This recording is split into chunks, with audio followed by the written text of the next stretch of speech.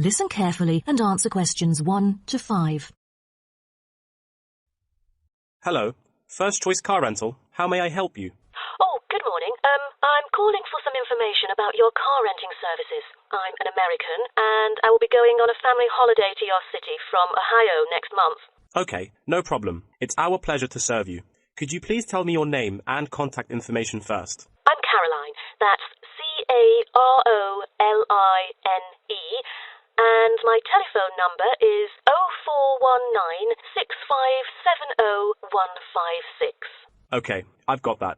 And how can I send you our quotation? If you are satisfied with our arrangement, is email all right, or should I send it by post?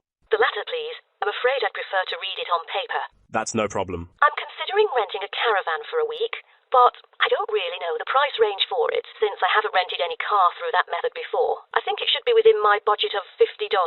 You know, we have various caravans at different renting prices, according to the class of vehicle, facilities inside, mileage, etc. I'd recommend the Explorer, taking your budget into consideration, which is of good value and will cost you $39 per day. Is that okay? Of course, that's fine for me. I know the Explorer. That could save me $11 each day. You know, a family holiday will be costly. That van is perfect. I'm glad that you like it. So, do you have any particular requirements about your room in the van? How many beds are there? 1 twin bed. But there are 3 of us. My mum, daughter, and me. So, can we add another bed? No problem. For the facilities, I think a kitchen is the most important. And, of course, the stove. Before you hear the rest of the conversation, you have some time to look at questions 6 to 10.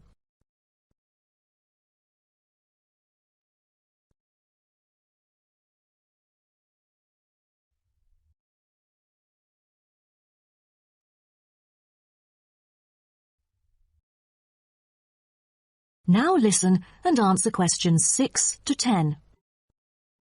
In our vans, such as Explorer, there are all the basic bedding materials you need, like pillows and blankets, as well as some equipment for daily life. And many things can be added into your room according to your needs, such as a coffee maker. Well, I need to have a heater in case it'll be cold at night, and a microwave, of course. All right, I've taken notes of all these things. Actually, all our vans should be taken from our company, which is not too far from the city centre, so we can pick you up from the centre for free. Is that okay? Oh, I'm afraid we'd better be picked up from the airport, as we are foreigners in your country and not familiar with the transport system. Is that all right? Yes, it is no problem. With that comes the information for the insurance. I need the driver's name and age. That is my daughter, Chris, who is 19, the youngest driver amongst us 3. I'm sorry, but our company only accepts caravan drivers aged 25 or over, according to our regulations. So... Well, that would be me, Caroline, and I'm 49 years old. And where was your driving license issued? I mean the country. I've got a license in America, but I've also got one in Australia, which is still valid. Is it better for me to register the local one from your country?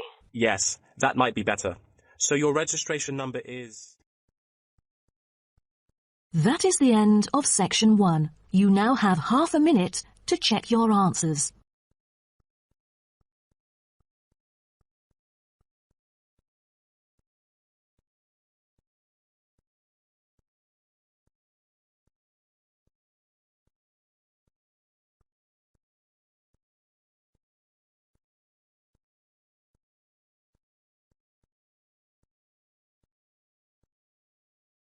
Now turn to Section 2. Section 2.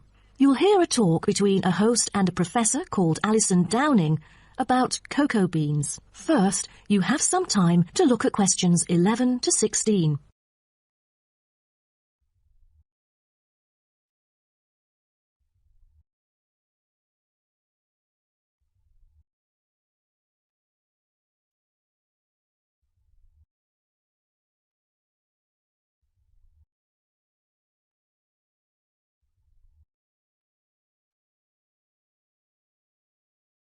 Now listen carefully and answer questions 11 to 16. Hello, and welcome to today's talk. Here with me is the famous botanist, Professor Alison Downing. So, Alison, tell us something about cocoa beans. Cocoa beans, also called cacao beans, are the primary constituent in making chocolate. Grown in tropical areas in South and Central America, West Africa and Asia, the cocoa tree is often raised on small family-owned farms. When the harvested pods are opened to expose the beans, the pulp and cocoa seeds are removed and the rind is discarded. The pulp and seeds are then piled in heaps, placed in bins or laid out on grates for several days. During this time, the seeds and pulp undergo a process called sweating, where the thick pulp liquefies as it ferments. The fermented pulp trickles away, leaving cocoa seeds behind to be collected. This is when the beans are harvested, and then the bags holding them are ready to be transported. But the most important step in processing the cocoa bean is cleaning it. Once the beans are unloaded from the railroad cars, the packages are opened and then weighed by machines. Then the pods are split and the seeds or beans are covered with a sweet white pulp or mucilage. On arrival at the factory, the cocoa beans are sorted and put in a hopper to be cleaned more rigorously. The wet beans are then transported to a facility so they can be fermented and dried. They are fermented for 4 to 7 days and must be mixed every 2 days. They are dried for 5 to 14 days, depending on the climate conditions. The fermented beans are dried by spreading them out over a large surface and constantly raking them. Then the beans are ready to be roasted. Now, roasting takes place at a high temperature, and then the beans are boiled in a heated chamber. During the roasting process, the beans will be expanded and cracked.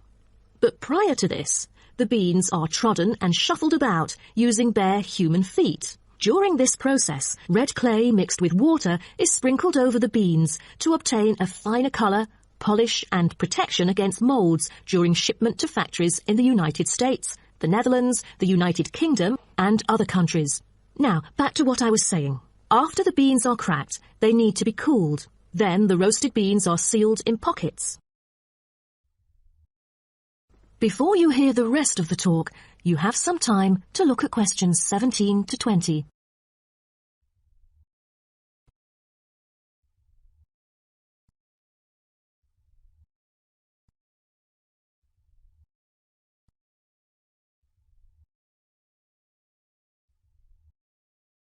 Now listen and answer questions 17 to 20. Wow, that is not a simple process, is it? But someone told me that different roasting levels of coffee can lead to different kinds of flavours. Yes, roasting coffee transforms the chemical and physical properties of green coffee beans into roasted coffee products. The roasting process is what produces the characteristic flavour of coffee by causing the green coffee beans to change in taste. Unroasted beans contain similar, if not higher levels of acids, protein, sugars and caffeine as those that have been roasted, but lack the taste of roasted coffee beans due to the Maillard and other chemical reactions that occur during roasting.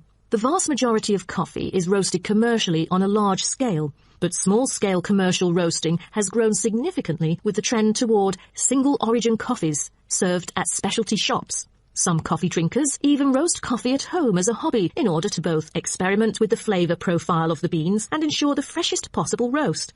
So here, I'm going to introduce some of these roasted coffee beans and their special flavours. Now, the first crack is lighter bodied and has a higher acidity level with no obvious roast flavour and is popular for its special mild taste. This level of roast is ideal for tasting the full original character of the coffee. The green beans are raw, unroasted coffee beans. They are strictly hard beans with a smoky flavour and are slightly acidic.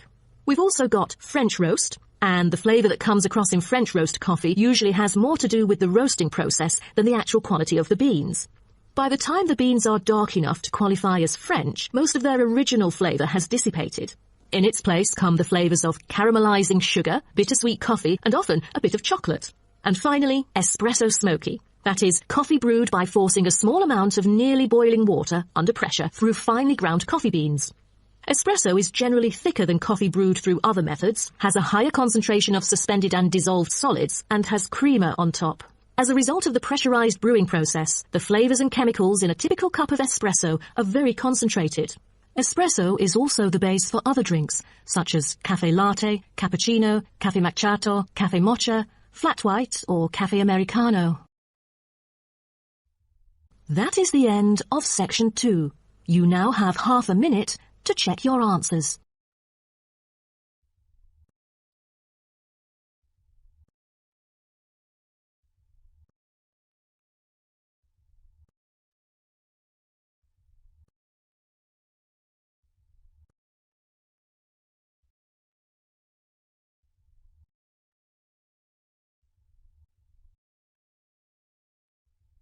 Now turn to Section 3. Section 3. You will hear two students talking about the moa with the lecturer. First, you have some time to look at questions 21 to 26.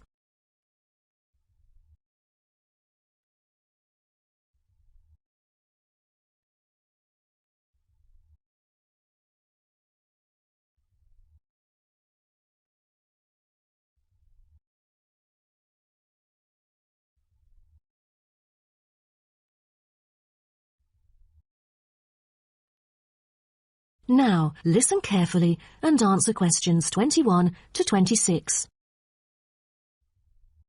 Thank you all for coming here today to hear about the moa, a kind of animal which has been extinct for a long time. Well, first of all, we look at what the moa are. The moa are 9 species of flightless birds endemic to New Zealand. They were the dominant herbivores in New Zealand's forest, shrubland and subalpine ecosystems for thousands of years. But around 500 years ago, they all went extinct. When I mention extinct animals during ancient times, you may immediately think of dinosaurs, which disappeared around 66 million years ago. Fossils of dinosaurs, which we use to study, are large in number, but not many of those of moa remain, though both animals appeal to people today. So, the moas sound more mysterious now. But sir, I've got a question about these flightless birds. How can we distinguish them from other birds? That's a good question. Birds are commonly characterized by being warm-blooded, having feathers and wings, usually capable of flight, and laying eggs, while the flightless moa, until their extinction, were the largest birds in the world. Their heads are relatively small in relation to their bodies, and they are the only wingless birds lacking even the vestigial wings and substantial tailbones in their family. That's impressive, but were they born to be like that? I mean, when they were chicks? Yes, absolutely. So let's move on to the chicks.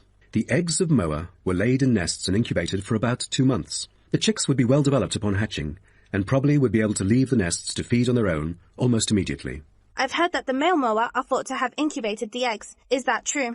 I think there is a possibility for that. I've read somewhere that the sex-specific DNA recovered from the outer surfaces of eggshells suggested that these eggs were likely to have been hatched by the male, but we still need to consult more. But I have a question.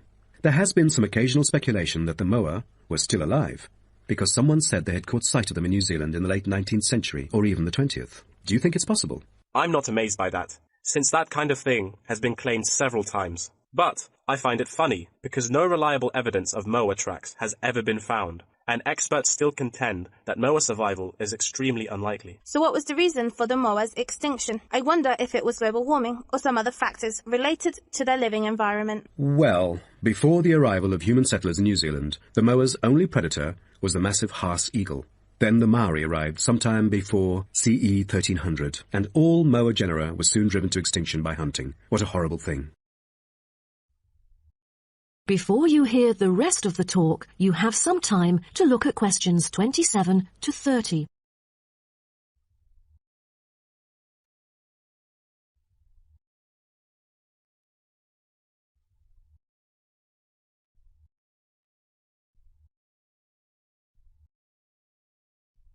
Now, listen and answer questions 27 to 30.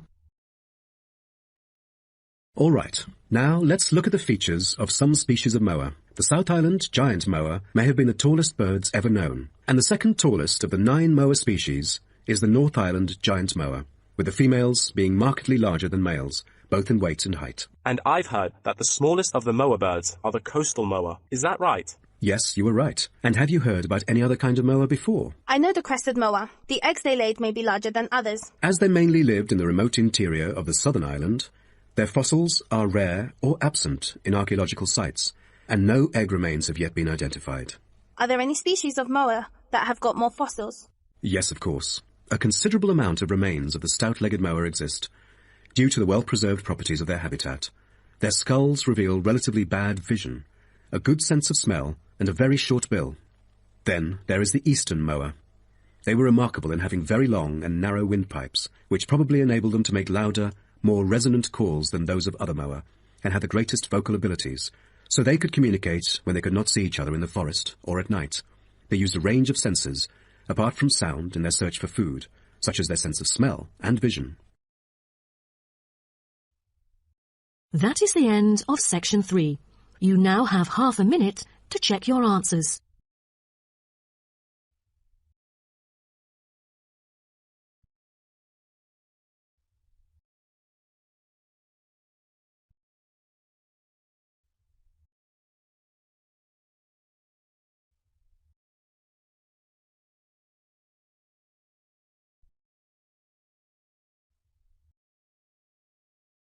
Now turn to Section 4. Section 4.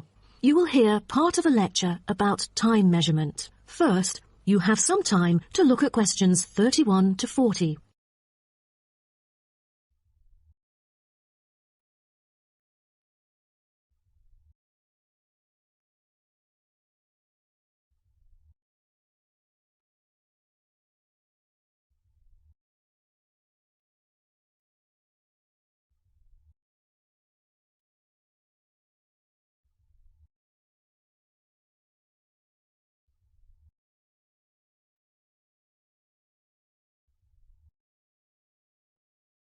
Now, listen carefully and answer questions 31 to 40.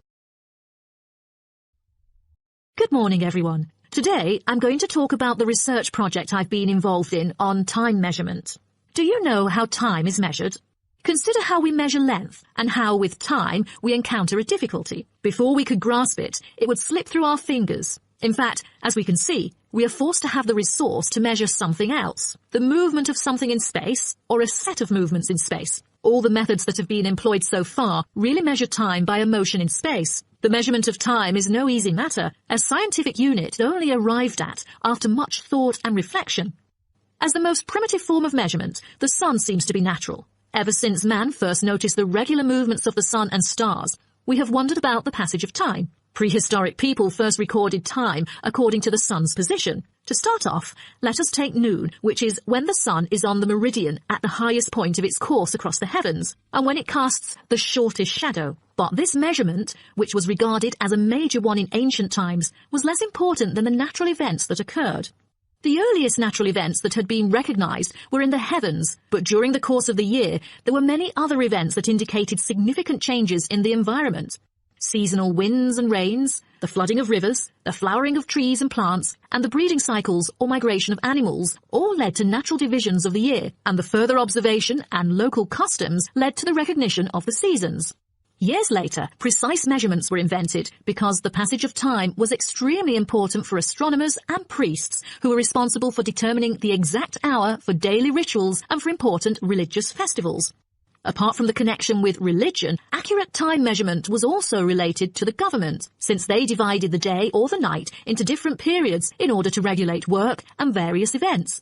For thousands of years, devices had been used to measure and keep track of time. The current sexagesimal system of time measurement dates back to approximately 2000 BCE from the Sumerians. It was found that the earliest ancient timekeepers were mainly invented and used in Mesopotamia, where the water clock was introduced from, as well as in North Africa, especially in the area of ancient Egypt. So, now I'd like to introduce you to some of the most well-known ancient timekeepers, as well as the disadvantages of them, for which they were replaced by various new forms of clocks that were used afterwards. A sundial is a device that tells the time of day by the apparent positioning of the sun in the sky. In the narrowest sense of the word, it consists of a flat plate and a gnomon which casts a shadow onto the dial. As the sun appears to move across the sky, the shadow aligns with different hour lines which are marked on the dial to indicate the time of day. However, it was quickly noted that the length of the day varied at different times of the year. Therefore, there could have been a difference between clock time and sundial time. In addition, the sundial was of no use at night, so a water clock was invented. The water clock, or clepsydra, appeared to have been invented around 1500 BCE and was a device which relied on the steady flow of water from or into a container. Measurements could be marked on the container or on a receptacle for the water. It was reliable, but the water flow still depended on the variation of pressure and temperature from the top of water in the container. As the technology of glass blowing developed, from some time in the 14th century, it became possible to make sand glasses. Originally, they were used as a measurement for periods of time like lamps or candles. But as clocks became more accurate, they were calibrated to measure specific periods of time. The drawback, however, as you can imagine, was the limited length of time they could measure. The last timekeeper to be introduced is the fire candle clock. Candle clocks took advantage of a simple concept, the slow and consistent nature of a burning wax candle. By utilizing this process, our ancestors were able to keep steady track of the time. The clocks were created by engraving the length of the candle with evenly spaced markings. Each marking represented a single unit of time, and as the wax burned down, each hour would disappear. However, the drafts and the variable quality of the wax mainly influenced the time of burning. Like oil lamps, candles were used to mark the passage of time from one event to another rather than tell the time of day. That is the end of section 4.